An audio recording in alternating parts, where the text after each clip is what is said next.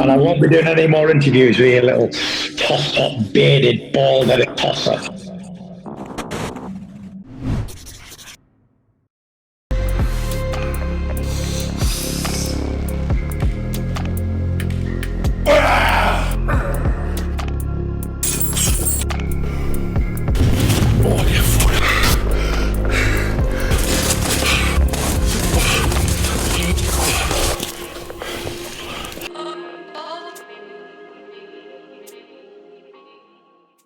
Welcome back to the True Geordie YouTube channel. Today's guest is the heavyweight champion of the world, Tyson Fury.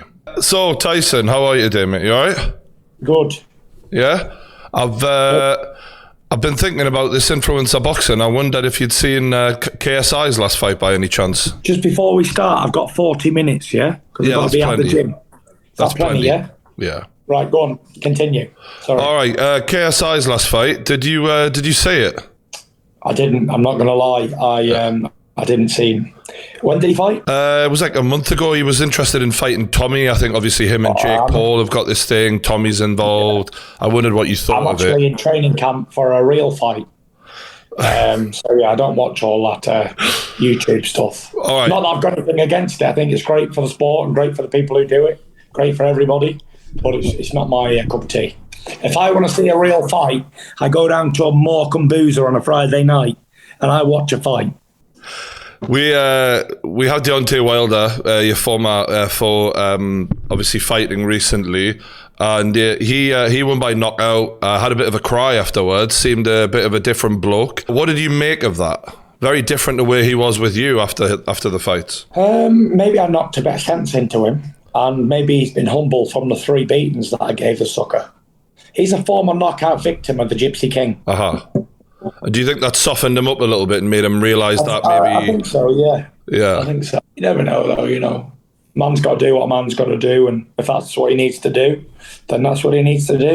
It's interesting because he showed you no respect after the fight, and yet then there he is crying. It was bizarre for me to watch, to be honest. Yeah, to be honest with you, it's none of my business what they do, to be fair. Conor Benn, that's the big news of the day. I wanted to get a little bit of your impression of this. He tested positive for a female fertility drug, and obviously we were hearing from Eddie Hearn that when everything comes out, we'll all realise that Conor was probably innocent. Today it's come out that 2 tests from 2 separate occasions from a month apart, or at least a month apart, were both positive. And the only thing that they're saying is contamination is what their excuse for it. What do you make of it? Again, it's none of my business, so don't get involved. And again, like you're speaking to Tyson Fury, the Gypsy King. I am my own man. I'm not a sheep. I don't follow the cliche of, let's talk about someone because it's in fashion. I don't give a toss what they do. None of my business. I keep this nose in what concerns me. And I don't get involved in other people's business. Period. Right. Okay. Fair play. None of my concern what Conor Benn does. He's about 10 stone. He's not in my division. I don't focus on what they do in their lives. And I've no interest what fertility drug they take. Don't care. Maybe he's trying for twins and he's taking IVF. Don't know. And I don't really care. I guess the part of the reason I was interested is because Eddie Hearn was one of the biggest speakers on behalf of Conor Benn. And you've had your back and forths with Eddie, and in regards to the Anthony Joshua fight collapse, which is your business, he tried to point the finger at you, blaming you for your deadlines, saying it was your fault and not his fault. Looking back at that whole situation, it did become a bit of a mess. How do you feel about that now? I'm over Eddie Hearn and Joshua, so if they want to blame me, blame me. I'll take the blame, no problem. It was all me. I'm scared. Muscles. Them weights he lifts and all how much of a badass he is, and those 3 losses in his last 5 fights absolutely terrified me. So yeah, blame me. I'm the man. I'll be the fall guy. Don't care. I'm just over him. Don't want to mention him. Not interested in him at all. There will be no more contact or no more mention of those suckers. Really? Back of the queue, out of the line, and in the cold of the wolves. Nowhere to go. Because had the chance and blew it. Yeah. Yeah. They blamed it on these deadlines you set, and I guess the confusion. Yeah, I don't blame them for blaming it on the deadlines. Probably good bit of blaming. Deadlines, if there's a deadline set, you know what a deadline means, don't we? Do we all know what a deadline means? I Yeah. hear you. Yeah. I So, mean, if you don't do something in a certain time when someone's chucking you a bone or giving you a job, then you lose that opportunity. And that opportunity is now flown. So, it's no interest what they do in their lives or their careers. so I wish them nothing but the best of luck. the confusion comes from the outside looking in anyway, and this is something that a lot of your fans have commented on, is Chisora has the same promoter, same management team, and yet he didn't get a deadline. Is there a reason for that? Chisora didn't get a deadline. Chisora just agreed to fight. Or publicly, there was no deadline to our knowledge, because obviously you made it very public about the AJ deadline, whereas Chisora seemed to get extra time, and that seemed to be a much smoother process. Why was that different? Chisora's got balls. There's no P's and Q's about it. Chisora's got balls. Stepped up to the plate, agreed to the fight, agreed to everything that was on the table. As a fan point of view, obviously I make videos, but ultimately I'm a fan. I'm a fan of you. You're one of my favourite fighters. And the things that made me connect with you and many others is like you always seem to take on challenges that other people wouldn't do.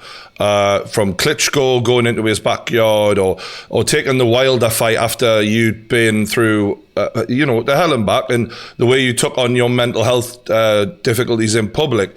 I always felt like there's a man who takes on a challenge, and that's why this Chisora fight, I think, is rubbing people up the wrong way, is because it doesn't feel like you're doing your usual thing that we love you for, which is it's not a challenge for you.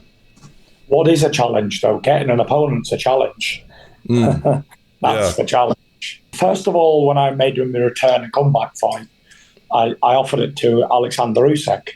He said he wanted the WBC crown, and it was held by gypsies. I think we all seen that video. I said it is held by gypsies, held by the Gypsy King, yada, yada, yada, so on and so forth. You want it? Come and get it. So he was offered a very lot of money, which I'm not at liberty to say on camera, to fight on December the 3rd. But he said he needed a 6 months training camp or some stupidness like that. I don't know. I don't get involved in the nitty-gritty. So he declined it. So then I went to the... Why not take the 6 months, though? Why not wait for a Usyk? Why get Chisora? Because it's my career. Why would I wait for somebody else? Some little Ukrainian foreign bosser. It's on my terms. I run boxing. I don't dance to somebody else's tune.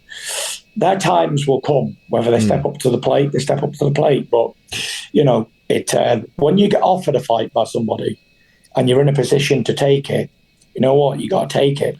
Because if you don't, that bird will fly away and you're going to lose the opportunity. That's all very logical, and definitely no arguments with what you've said there. It's just that it feels like there could have been other fighters who you haven't fought in the top 15 who would have also taken the opportunity, and who would have offered a lot more intrigue to your fans than Chisora, when you've obviously beaten Chisora so easily before. Usyk beat Joshua, didn't he, quite easily? Yeah. And Chisora pushed Usyk all the way. 50-50 fight. So if Chisora's no good, then neither is Usyk. Well, potentially, but I mean, that's a fair argument, but also it's more just the intrigue. For fans, we want interesting matchups. And you beat Chisora with one arm behind your back, basically, and to a point where it was getting booed last time. A long time ago. But I also beat Deontay Wilder twice and then did a rematch with him.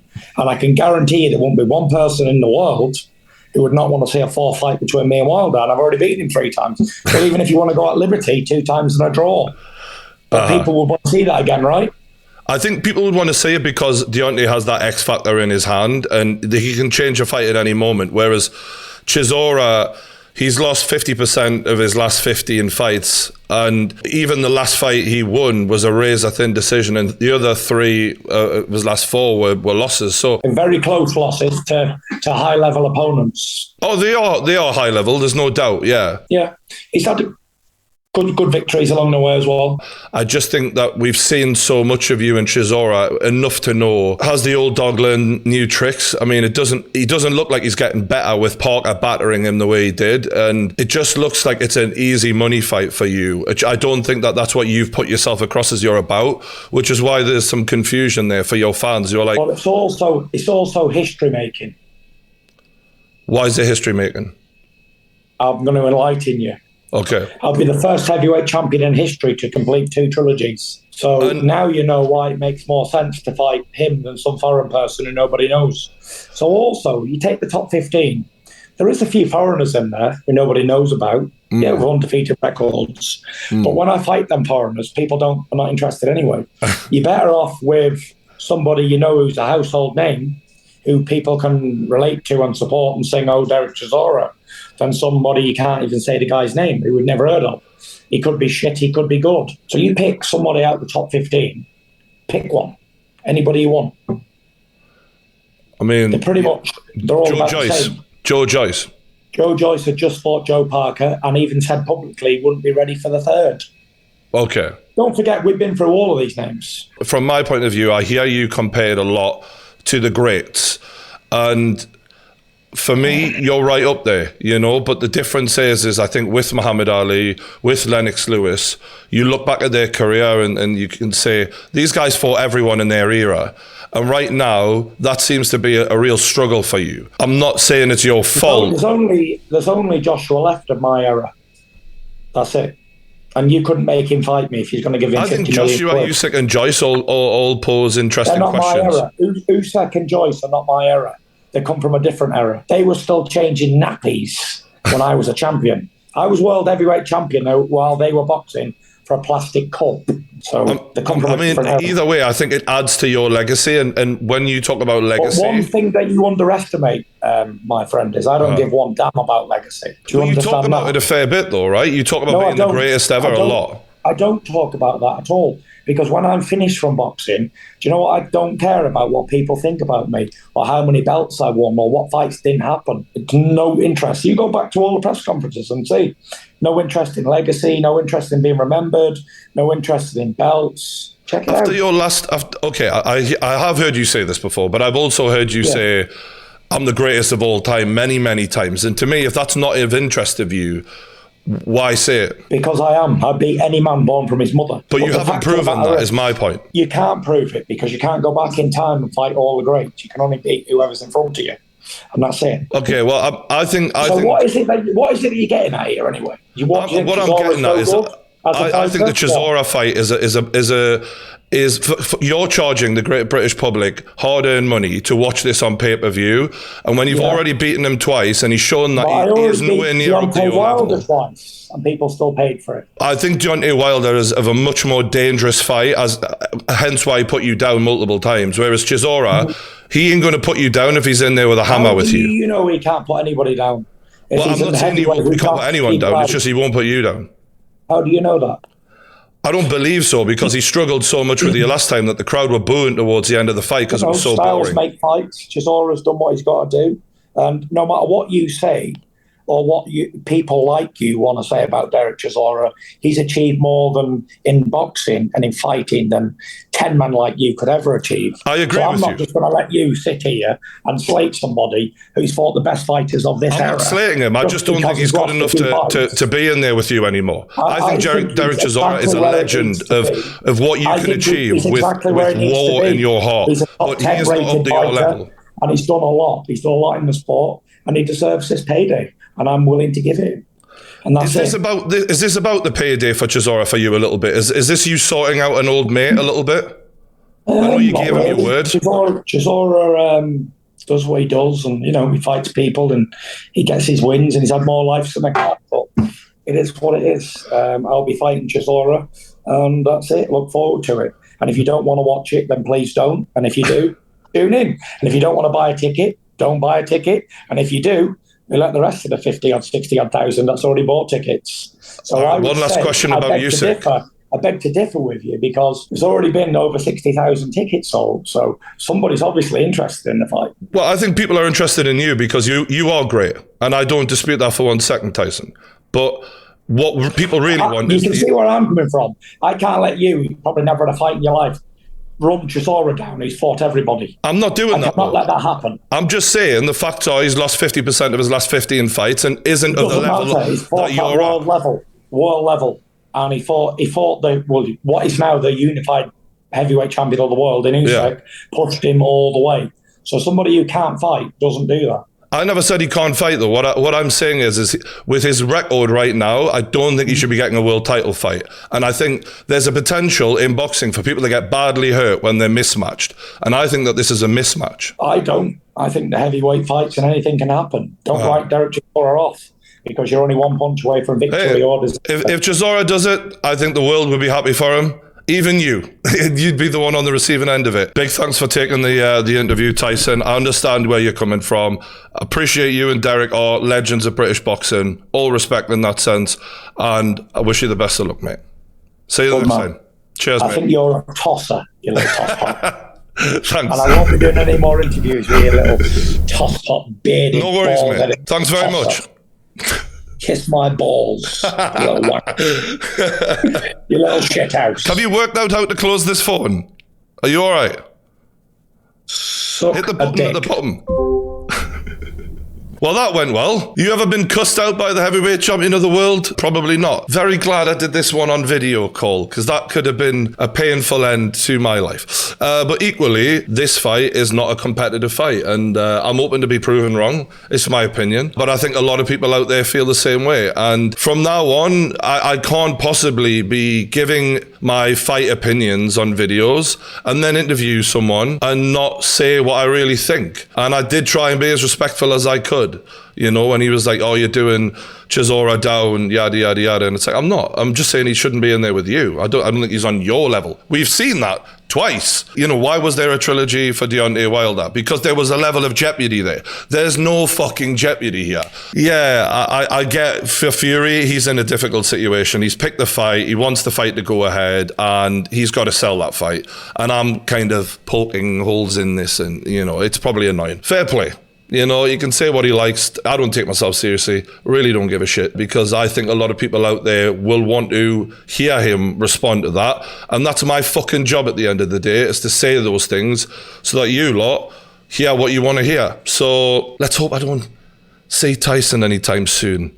Because, yeah, just this chin. It's not, as he said, you know, I'm a pretty boy. Okay, thanks for everyone who watched this video. Appreciate you all. Don't forget to subscribe. And I'll see you on the next one. Cheers.